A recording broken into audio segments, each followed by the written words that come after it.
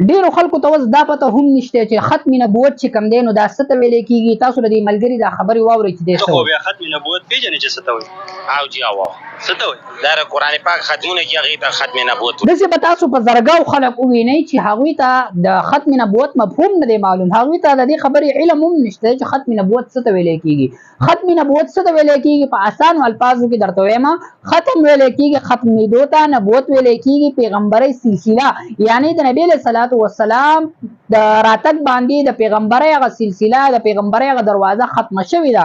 د نبي علیه صلات وسلام نه وروسته بل پیغمبر دنیا ته نه راځي. دا زموږ د مسلمانانو عقیده ده.